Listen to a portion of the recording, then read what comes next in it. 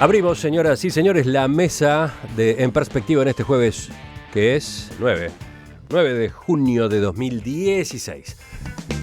Saludo entonces a Antonio Mercader. Buen día. Buenos días para todos. Fernando Butazzoni, ¿cómo te va? Muy bien, buenos días. Sigo con los saludos para quienes hoy están como nuestros invitados. Miguel Fernández Galeano, que reincide. ¿Qué tal, Miguel? Buenos días, un gusto estar acá. Y Rodolfo Saldain, que vuelve después de algunas semanas o meses también. Gracias, Bueno, un gusto en estar por aquí. El jueves pasado, cuando se dio a conocer el acuerdo entre el gobierno y el Frente Amplio sobre las medidas para corregir el déficit fiscal en la próxima rendición de cuentas, el presidente Tabaré Vázquez destacó que pese a las diferencias iniciales, al final había primado la unidad y la responsabilidad para cumplir con el programa votado por la ciudadanía. Como presidente de la República, pero como integrante de un gobierno del Frente Amplio, me congratulo enormemente en poder dar este mensaje a la población que le da seguridad y que muestra que esta fuerza política en ejercicio de gobierno trabaja con seriedad, con responsabilidad y está fuertemente unida para llevar adelante el compromiso fundamental que hicimos en la campaña electoral, que es el programa de gobierno. ¿Cómo ven ustedes la relación Poder Ejecutivo-Frente Amplio a partir de este caso? Se ha discutido en estos días, ha habido debate político. Por ejemplo, ¿Vázquez sale bien parado al tender la mano al partido de gobierno? ¿O el acuerdo demuestra que la bancada puede hacerle torcer las decisiones al Poder Ejecutivo? Bueno, que la bancada se la tuerce es clarísimo, ¿no? Desde que asumió el gobierno se la ha torcido varias veces. Se la torció, acuérdense, de entrada nomás. Ante la arena para atrás, presión, ante la arena se hace. Tiza, que ya venía planteado desde la época de Mujica, pero venía sotoboche, presión, no al Tiza. Educación, se va a cambiar el ADN de la educación, era la propuesta inicial, nada, incluso le costó la cabeza al subsecretario de Educación, al director de Educación, y así sucesivamente, hasta que llegamos ahora al ajuste fiscal, que se propone una cosa y sale otra. Es decir, ¿quién manda en el frente? ¿Quién gobierna? Digamos que es un conjunto, es una... Bueno, el FONDES es otro caso, ¿no? Con el FONDES se anunciaron medidas y también hubo objeciones de algunos sectores, y fue para atrás. En determinado momento de ese proceso da la impresión de que Vázquez cambió el procedimiento, ¿no? Deja primero el margen para la negociación con el Frente Amplio antes de comunicar el formato final de una medida. Claro, lo que ocurrió con el TISA y ocurrió ahora con esto, por ejemplo, ¿no? Lo que es una lástima, porque muchas de estas medidas, o algunas de estas medidas que mencionó, eran positivas para el país, o eran caminos que podían seguirse y sin embargo fueron truncados por la oposición, a veces de solo un sector y no siempre de sectores dominantes dentro del frente, sino sectores con porcentajes de votación muy bajos, como el Partido Comunista. Fernando. Bueno, yo creo que la pregunta de quién manda me parece que refleja también una cierta visión que yo creo que no es la más moderna, digamos, acerca del funcionamiento de un Estado y de un gobierno. Me parece responsable y me parece razonable que el presidente de la República se apoye en los instrumentos políticos con los que cuenta para llevar adelante las políticas que considera más adecuadas. En este caso concreto, yo creo que la negociación, yo tengo una opinión muy personal. Yo creo que en realidad la propuesta original era la que terminó siendo y bueno, se jugó una máxima para después rebajar adecuadamente. Fue todo Camilo, todo una obra, todo el mundo contento. Una obra de teatro. Ahora, yo creo que me parece... Búsqueda incluye una nota en su página 4 con entretelones de cómo se procesó justamente este tema. El título es que Vázquez jugó de memoria con el ministro Astori para negociar el ajuste fiscal con el Frente Amplio y alinear a los sectores. Bueno, yo lo que creo es que sería una gran irresponsabilidad reclamarle permanentemente a Vázquez que se pelee con la bancada que tiene la mayoría parlamentaria y que es la de su propio partido. Es un deseo, en realidad. Es un deseo, pero hay deseos que cuando se expresan de manera pública por parte de actores políticos es importantes, impúdico. me parece que es poco responsable. Yo muchas veces he dicho, y no tengo empacho a repetirlo, que a mí me parece que es muy importante que los partidos políticos en Uruguay sean fuertes. Y me parece una gran debilidad del sistema político uruguayo que el Partido Colorado se esté apagando como una velita. Bueno, yo no soy colorado ni tengo nada que ver con el Partido Colorado, pero me parece que sería una gran irresponsabilidad como ciudadano pensar que lo mejor que le puede pasar al país es que se desaparezca el Partido Colorado. En este caso creo que sería una gran irresponsabilidad pretender que el presidente rompiera, quebrara, digamos, cortara amarras con su propio partido en el gobierno. Rodolfo. Sí, yo confieso, digamos que no me vi sorprendido por el resultado final obtenido. Creo que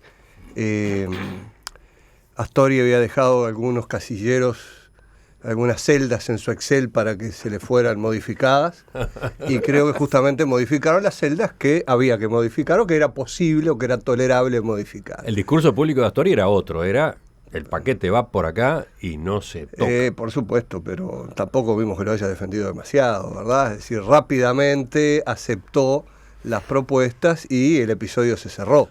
Aceptó algunas propuestas, claro, no todas. No todas, es decir, pero bueno, se saldó con un, digamos, acuerdo que dentro del Frente Amplio mantiene la unidad, cada cual, digamos, sacó algo de lo que pensaba, y en términos generales Vázquez está teniendo el ajuste fiscal que las circunstancias requieren, o casi capaz que el que requieren las circunstancias, capaz que requerirían un poco más, que sería un poco más duro de poder lograr. Es decir, me parece que se dejó un margen para la negociación, y ese margen de la negociación es donde se dieron los hechos.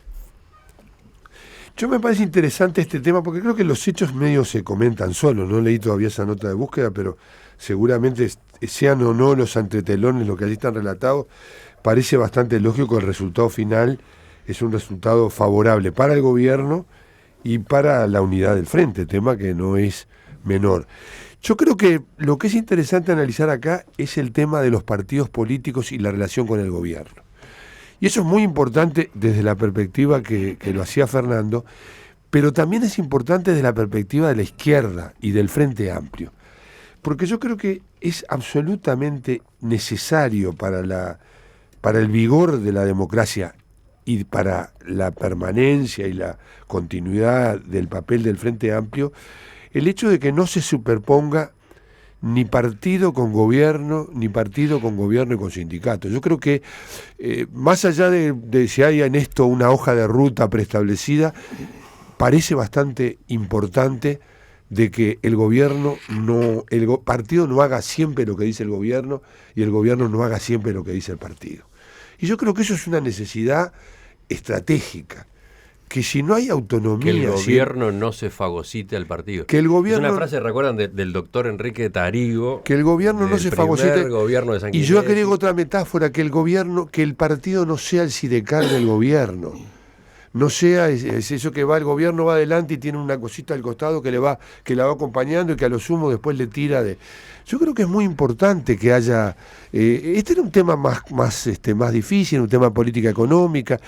De hecho, hay 3 puntos de cambio. Se cambió el tema de la franja, donde se planteaba no imponer, se planteó el tema de que el régimen de deducciones alivianarlo un poco, y se mantuvo la inversión en ciencia y tecnología, para la ANI, el Instituto Pasteur, el CUDIN, etcétera. Son 3 cambios, hay otras cosas que no entraron, pero me parece que yo lo miro esto desde una reflexión desde la perspectiva del frente y de la historia de las izquierdas, que es la necesidad, haya o no, tenga el resultado bueno que tuvo esto o no, de que haya un cierto grado de autonomía de las opiniones políticas y que haya un grado de diferenciación entre lo que el gobierno hace y piensa y el partido. Y además hay que tener en cuenta que en este caso se precisaba, el acuerdo era previo o era posterior.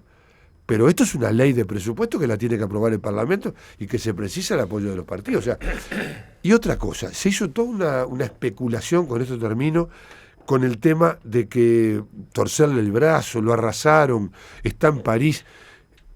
Al otro, tiró la propuesta y salió a ver a los partidos. ¿Quién? Astori. hizo la propuesta y salió a recorrer a los partidos y tuvo reuniones afables con todos los partidos. O sea, aquí se construye, ¿vale? No se toman los datos de la realidad.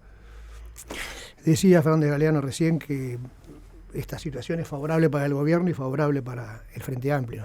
Sí, para el gobierno y para el Frente Amplio puede ser que sea favorable. No para la gente es absolutamente favorable. Estamos hablando de un ajuste fiscal.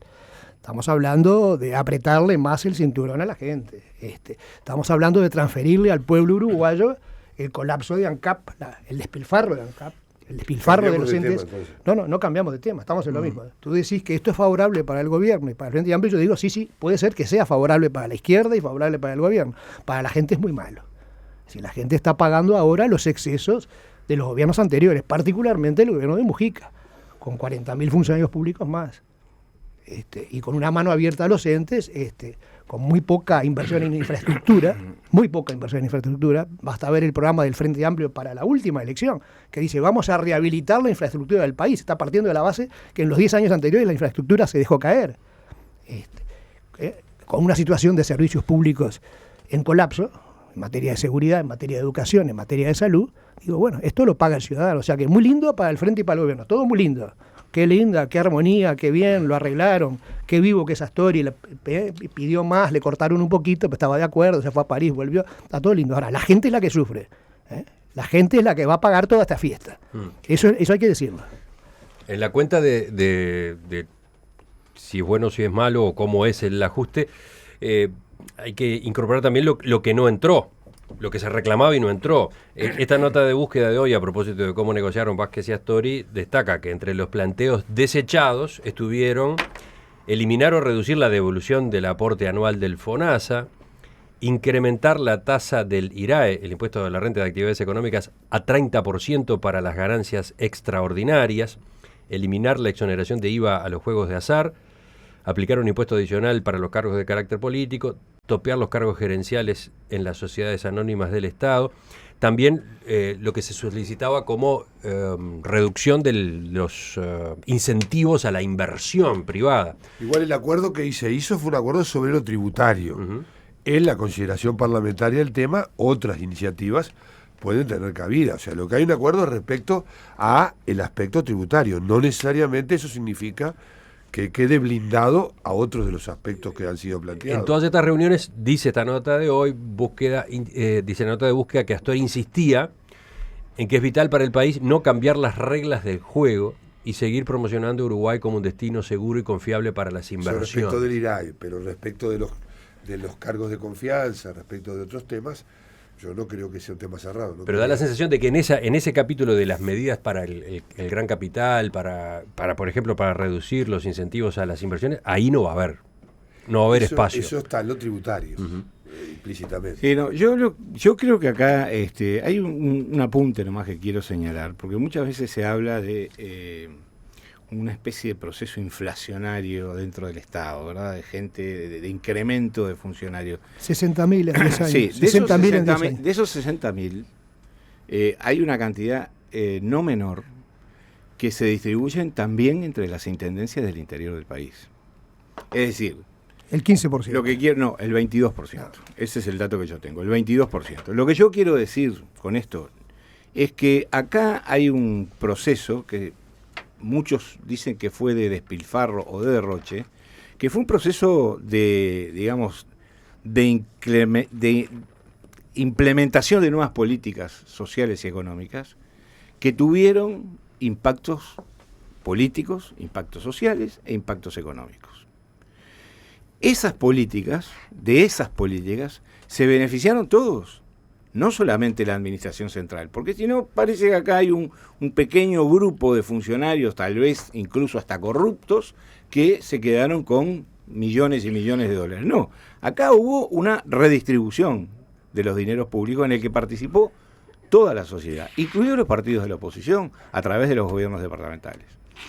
Yo creo, para volver al punto central, que el acuerdo de rendición de cuentas logrado con el Frente Amplio me parece que va a lograr una cosa muy importante, si sigue su trámite normal, que es enviar señales muy positivas hacia el exterior, en un momento en el cual son necesarias esas señales positivas, porque todos sabemos lo que significa la calificación que tiene el país y lo que implicaría la pérdida de esa calificación, los costos económicos incluso que implicaría eso.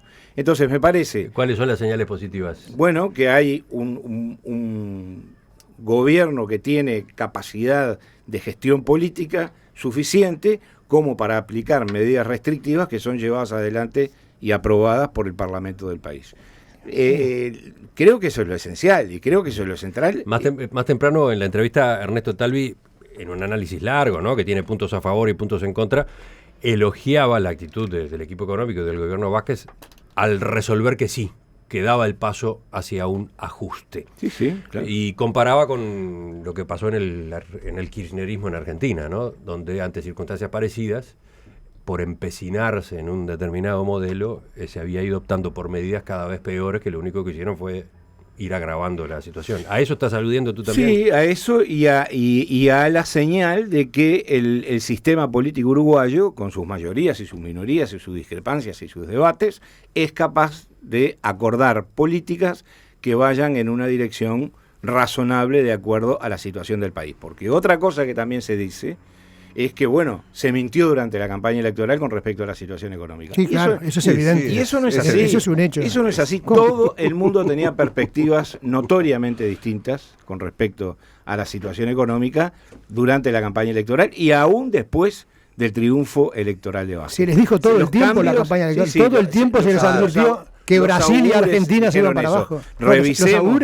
Revisemos lo que decían los expertos nacionales e internacionales con respecto a la situación económica, dijo la oposición? Y veremos que lo que yo estoy diciendo es verdad. Hay un sistema que tiene en perspectiva que se llama check no sé cuánto, que puede revisar. Miremos eso. Lo que dijo la oposición en el 2014, sí, que se venía la bola de cristal. Sí, señor, porque los indicios de que la situación regional se venía arruinando eran clarísimos. En el 2014 la gente estaba en las calles en Brasil. No eran las perspectivas que tenían los organismos internacionales, los analistas, simplemente yo te digo que mires lo que dijo la oposición. Cuando el Frente planteó su programa, digo que lo que la oposición le dijo que era excesivamente optimista, y la verdad es que los hechos demostraron que era demasiado optimista. Vamos con Rodolfo ahora. Sí, yo creo que está claro que esta situación era bien previsible, esta situación se vino anunciando ya en la campaña electoral por sectores ajenos al Frente y, digamos, me parece que no había que tener ninguna bola de cristal. Es decir, era bastante obvio que teníamos una situación de detente, de, digamos, un estancamiento con una tendencia a la baja en la actividad económica, como efectivamente se dio, en un contexto donde había que pagar la fiesta de consumo mujiquista, porque el presidente más pobre del mundo fue el que abrió la canilla al mayor gasto a nivel del Estado, y un gasto descontrolado y sin razón de ser, digamos, en muchos casos.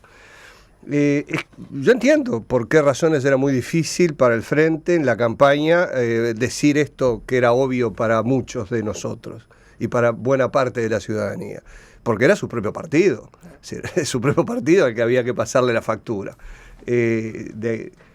Ahora, esa situación, digamos, que se generó en la administración Mujica, hay que pagar los platos rotos, y es lo que estamos pagando ahora. Es decir, yo creo que el acuerdo que se está llegando es un acuerdo que, desde la perspectiva de la relación gobierno-frente, es un acuerdo bueno, es decir, pero la pregunta clave, en mi opinión, no es esa, sino la pregunta es ¿por qué hemos tenido que hacer esto? Es decir, y lo hemos tenido que hacer por una imprevisión gigantesca de los 5 años de gobierno. Y después de 11 años de una bonanza única única en el último siglo, única. Yo creo que efectivamente los elementos que llevaron los pronósticos que hacían todos los organismos internacionales de crédito, etcétera, no eran los que se dieron. Creo que quizás haya sido un error o un problema haber sido categórico respecto a la idea de que no podía haber escenarios diferentes. No creo que esté solo ligado al balance, pero yo me quiero referir al balance. Porque en el tema de los funcionarios públicos y su crecimiento 60.000, efectivamente no se toman en cuenta todos los elementos. En primer lugar, hay un crecimiento a expensas del crecimiento de recursos humanos en la educación y en la salud. Y en ambos casos, el crecimiento de recursos humanos responde a la necesidad de cubrir brechas y necesidades de respuesta que no daba el sistema. heredadas del Estado ausente que se proclamó en la década de los 90 y que necesitaban de recursos. Yo lo tengo muy claro en el sector salud. En el sector salud no había enfermería. En la mayoría había enfermería en las capitales departamentales, pero no había una red asistencial en todo el departamento que pudiera crecer. Y ahí hay un crecimiento, es decir, el número de auxiliares de enfermería pasó en el 2005 de 3.000 a 7.000. Hay 4.000 auxiliares de enfermería más que van a llenar, a dar respuesta, a dar resolutividad al sistema de salud. Entonces, yo no digo que todo... La pregunta que aparece ahí yo no digo que todo lo que eso sea correcto. ¿Todos los otros funcionarios en todo el resto del Estado tenían que quedar? ¿No había margen para ir bajando? Yo quiero decir que tomar la cifra 60.000 acríticamente es la peor manera de tomar el tema. Porque también hay que ver que el número hay que verlo en función de qué resultado da. Alguien me podría decir con toda razón, muy mal, aumentaste el número de gente que tiene, pero no has tenido una... No, yo creo que no es muy malo porque efectivamente hay un conjunto de indicadores. Hay un conjunto de indicadores que están demostrando en salud, por ejemplo, que se ha logrado bajar el bajo peso al nacer, cosas que tienen un impacto impresionante desde el punto de vista del desarrollo y desde el punto de vista económico, que son producto de que hay una capacidad de respuesta del sistema de salud que no se tenía. Pero hay otro tema con los 60.000, que yo no lo he podido, lamentablemente no he tenido tiempo de profundizar en él, y que me gustaría que la Oficina de Servicio Civil lo hiciera.